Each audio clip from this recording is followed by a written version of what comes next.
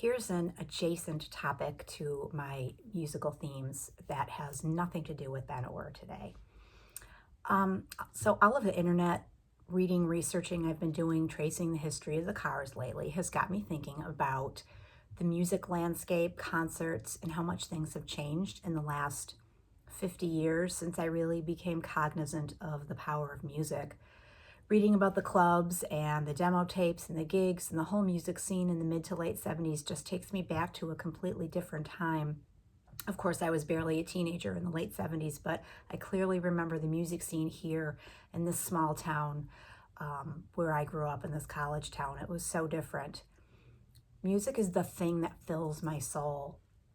Experiencing it live makes me feel whole. It makes me feel light. I can only go so long without attending a live performance. It's definitely medicine. It's a balm. It's a spiritual experience for me. I crave it. I crave that feeling of community with others, experiencing the music together, yet also feeling it in deeply personal and individual ways. My best memories involve musical experiences.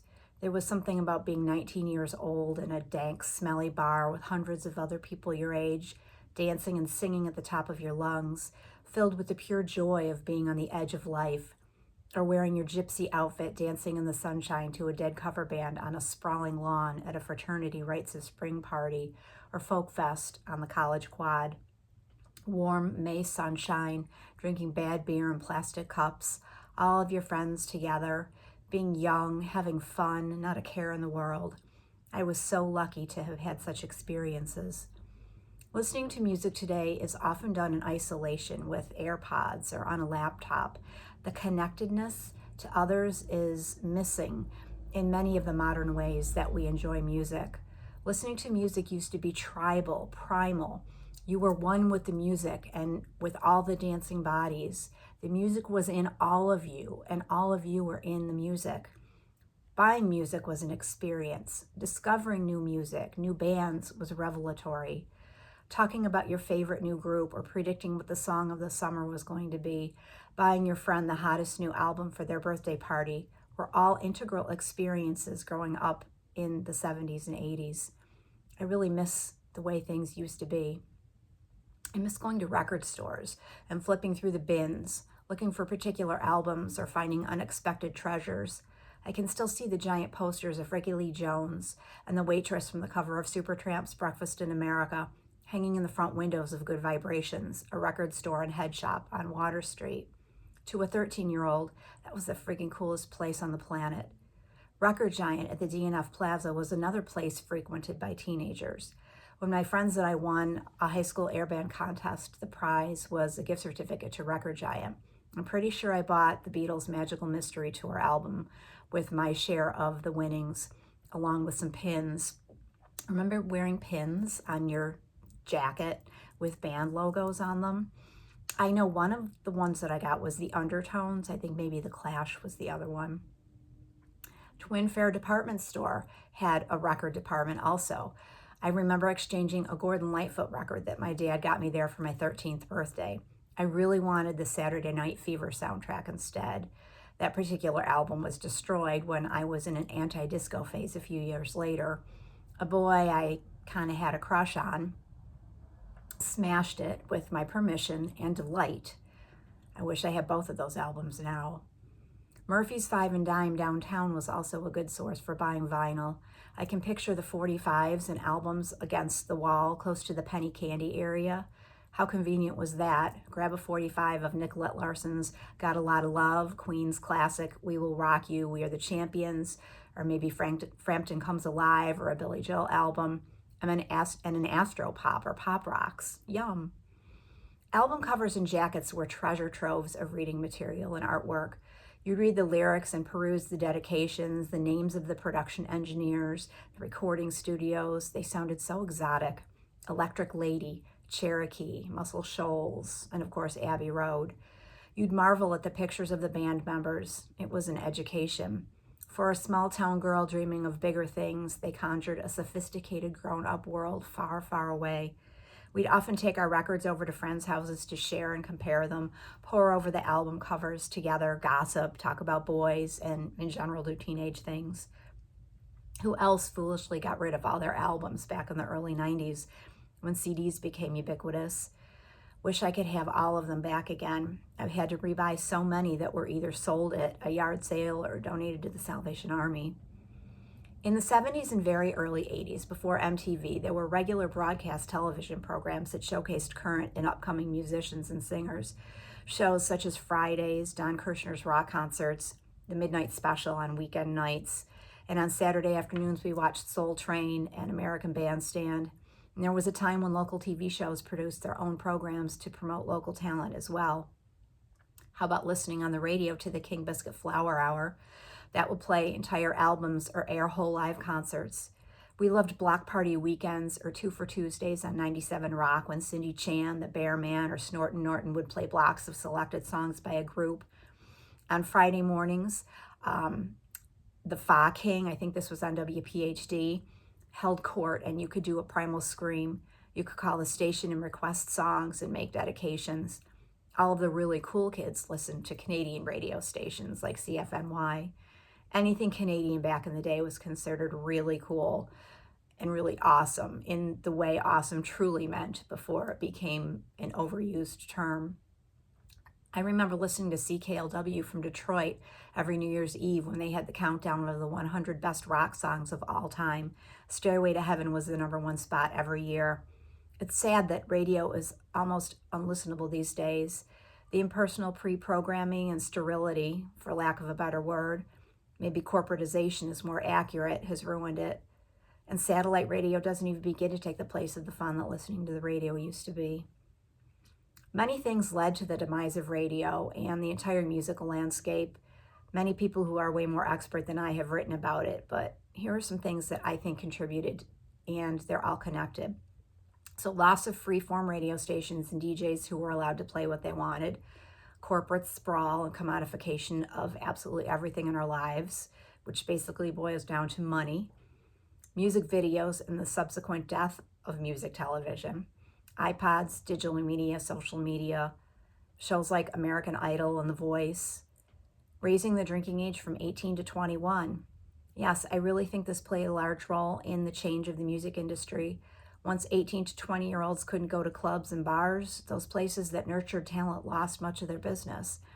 And without places to hang out, young people inevitably stayed home or in, wherever that was, and the music scene died or became hidden if you weren't digitally connected. I live in a small college town. This college has a nationally renowned School of Music and Sound Recording and Engineering program. It has graduated famous musicians, Grammy Award-winning music industry people, and recording engineers. Yet today there is a very small, if any, organic music scene here. And if there is, it's become greatly diminished compared to what it used to be. 30, 40, 50, heck, 60 years ago, there was a really dynamic and vibrant music scene around here. I know people will disagree with me, and there are opportunities to hear live music on the weekends, but rarely during the week, and very little original music. Almost every band that performs locally plays covers. These bands are good at what they do, and the people are very, very talented, and cover bands certainly have a place and are fun. I enjoy a good Grateful Dead cover band, but it's not the same as an original music experience. I know of only 2 or 3 groups or singers who currently perform their own music on a regular basis. And these musicians are not young people. They're closer to my age than they are to college students' ages. Used to be that on any given night in this village and in other areas of this county, you could go to a number of clubs or bars to hear live music that was original. Groups like the Great Train Robbery, the Goo Goo Dolls, 10,000 Maniacs, and Rusted Root were just a few that regularly made the rounds on their road to fame, gigging in dive bars and clubs and small concert halls. And the people going to all these bars and clubs were mostly between 18 and 25. There are very few opportunities like this here anymore. There also were always high school bands playing the area too, like at CYO or YMCA or the Hub events. The Hub was a teen center downtown that served as a gathering place for restless teens on the weekends, a place to use the bathroom after you had been drinking with your friends in the cemetery or down in the creek, or just hanging out in the park. I think there was a ping pong table inside, and you could get a snack. I don't really remember that much because, one, I'm old, And two, as I said, I was usually in an altered state when I was there. But the best thing about the hub was that it was a place for local teen bands to perform. We were with friends. We were friends with most of the bands, and it was so much fun to go out, do some pre-gaming, and then go hear your friends play, especially if you had a crush on one or two or three of the guys in the band. Funny that at the time in the early 80s, there were very few, if any, girl bands, and there certainly were many girls who were talented and could have been in bands. The 80s were definitely not a time of gender equality, that's for sure. Thinking back on it now, I'm kind of surprised that none of my girlfriends and I started a band, considering how much we looked up to Chrissie Hynde and the Go-Go's. And several of us were in the high school band or orchestra, so we knew how to play music. We did create a fake band, the aforementioned amazingly kick-ass air band, The Virgins. We won a 1983 high school air band contest by lip-syncing Mystery Achievement, which, in my opinion, is the best song in the Pretenders catalog. Our costumes were curated from Salvation Army and Garment Gallery excursions. We wore fishnet stockings, tall boots, 1960s patent leather pumps, elbow-length gloves, and sassy attitudes. We were lovely, full of collagen and life and hope and excitement, and we were whirling dervishes in that gymnasium on that late winter night. Looking back, I don't think we had any idea just how beautiful we were. We were just girls who wanted to have fun, and we did. In addition to simply being a sign of the times, local high school bands were part of a musical legacy in our community. I remember bands playing middle school dances and watching bands play at my older friends' brothers' or sisters' high school graduation party. It was not unusual for local bands to play house parties. I remember reading that was how Van Halen got their start, playing in backyards at house parties. Does anyone still have house parties anymore with live music? It's time to bring that tradition back. The college used to have a Battle of the Bands contest every year at the campus center. They might still do that, I'm not sure. But many of the bands played their own original songs. And there were also actual rock concerts in the acoustically perfect concert hall on campus. I mean, I saw the Tubes, the Waitresses, Eddie Grant, Joe Jackson played there. I guess the Kinks, this is before my time, but the Kinks, Lou Reed, Pat Metheny played there, Asia. Later on, Tracy Chapman, Peter Gabriel, Harry Chapin. It's been probably close to 20 years since there was a big name concert held there. At a venue where Grammy Award winners were and still are made. That's kind of crazy to me. 40 miles up the thruway, the Buffalo Memorial Auditorium had tons of concerts. It was referred to as the Odd and has since been demolished. Bands still play in Buffalo at the arena that replaced it, but I feel like not as many and not as frequently. Of course, this was also way before Ticketmaster and Live Nation became the behemoth it is. Concerts were promoted by Harvey and Corky, then Harvey, Corky, and Tice. Yes, Harvey being Harvey Weinstein before he went to LA. I can remember buying concert tickets in the mail and paying with checks. You could also buy them at record stores or at the customer service counter at department stores like Kaufman's. I remember smoking clove cigarettes in the parking lot under the Skyway before going to see the Moody Blues, or maybe it was the Police, or both, probably both. And Rich Stadium, home of the Buffalo Bills, had many summer concerts. Remember Rock with the Cock Robin, opening for many of the acts. There were so many more shows back then. The Grateful Dead played there, repeated summers in the 80s and into the early 90s. I saw The Who and The Clash in the fall of 82. The stadium is a really terrible place to see a band, but wasn't that kind of the fun of going to see concerts in the 80s? Terrible sound, terrible sight lines, but fun nonetheless. Okay, so there are still concerts and music venues and opportunities to see and hear great live music, and music festivals that last entire weekends and include camping and have become a really awesome way to experience music. The Great Blue Heron Music Festival is a blast, and the amphitheater at Chautauqua Institution has become more of a popular rock concert venue in recent years. And I've gone to Darien Lake to see a bunch of shows in the last few years, all mostly good, but it's a hike to get there. Not the best venue for comfort or good sound. Art Park has tons of concerts in the summer lately, but it's really a long drive home after the show when it ends after 10 and you've partied like a rock star before and during, or even if you've partied like a 58-year-old retired teacher. And experiencing live music these days is often really, really expensive. I just paid a small fortune for tickets to see the Rolling Stones last spring, and all the damn rules about what you can't bring into shows anymore is ridiculous. The cost of a beer is outrageous. remember going to see the Grateful Dead in June of 1995 at Three Rivers Stadium. It was pouring. My friend and I were soaked. Our seats were on the floor of the stadium, and at one point we looked down, and lo and behold, we saw a $10 bill. Jackpot. It was enough to buy 2 cans of beer. I'm guessing Iron City. Those days are long gone.